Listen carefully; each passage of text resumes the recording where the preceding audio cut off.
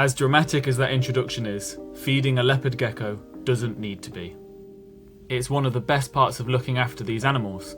It's a great opportunity to build trust and interact with them. You get to see them regularly, and with them hunting, they do some odd things that is just really fun to watch. But it also leads to a lot of questions about what do they eat, how much do they eat, when should they eat, and how do you feed them?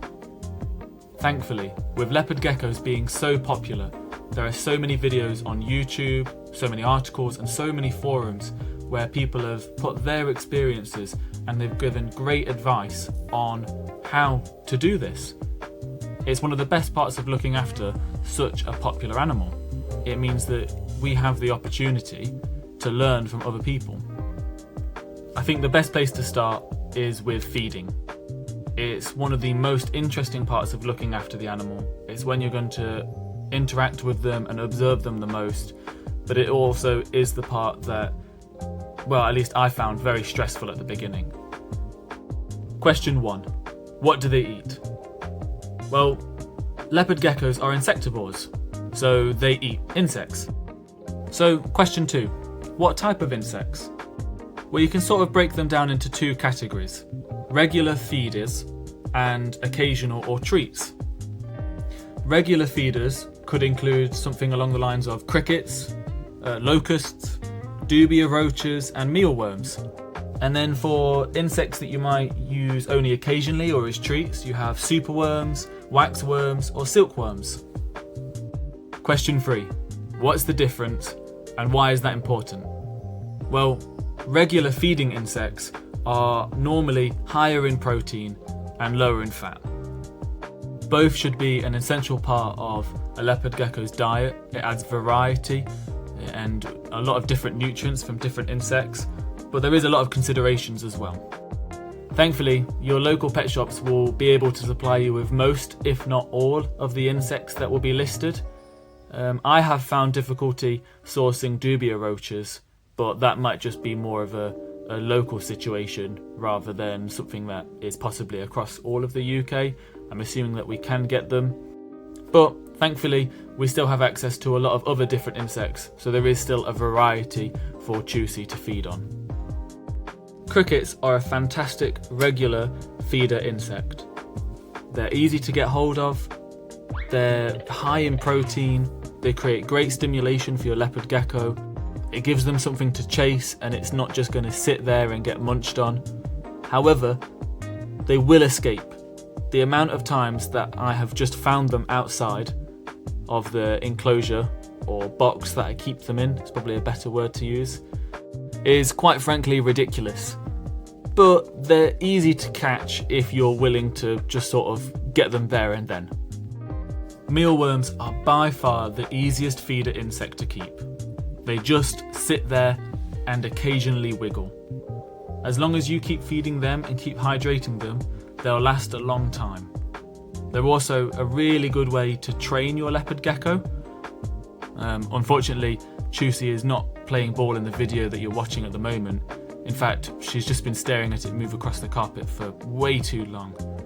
But normally, just them wiggling around is a great way to get Chusey to interact with you, and it's a good way to train handling. Locusts are very similar to crickets, but they do not move across the ground at all at the same speed.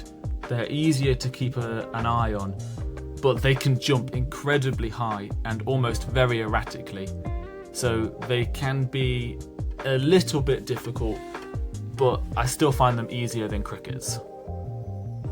Superworms are a fantastic supplementary feeder insect. They're large, they have lots of fat in them, so they're really good at just getting that energy boost right there and then. But the main downside is you can overfeed really quickly. If you give them more than one a week, it can lead to obesity and digestive issues. It's something that you really have to maintain and make sure you're observing what your leopard gecko's weight is at.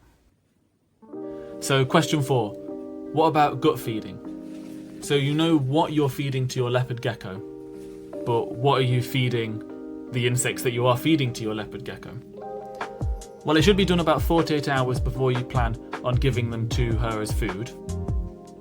And some things that you can use are dark leafy greens, vegetables like carrots and sweet potatoes, and even bell peppers are a good source of food to give your insects. But you also need to remember to hydrate these insects. Some good things that I've found is using water gel or water balls are really useful at keeping the box that you keep your insects in clean, and it helps you to avoid any hygiene issues. So you've got an idea of what you're feeding them, what you're going to feed your feeders, but there's also the consideration of supplements. Probably the most, I would say, difficult part of looking after them. It's just something that you have to keep in mind of what you've given them throughout the week. Some useful things that you'll need to know is calcium, vitamin D3, multivitamins, dusting your leopard gecko feeders. Obviously gut loading them will help with nutrition and hydration, a calcium dish, and as well as just keeping a variety of food is always useful. So what supplements should you use and when should you use them? Well, calcium is an essential part of keeping a leopard gecko healthy. For adults, which to be honest this guide has been more aimed at, it should be without D3 1 to 2 times per week, and with D3 once per week. And really you've got 2 solid ways of supplementing your leopard gecko with these different things. You can either provide them with a small vitamin or calcium dish inside their enclosure, or you can dust the insects that you feed them.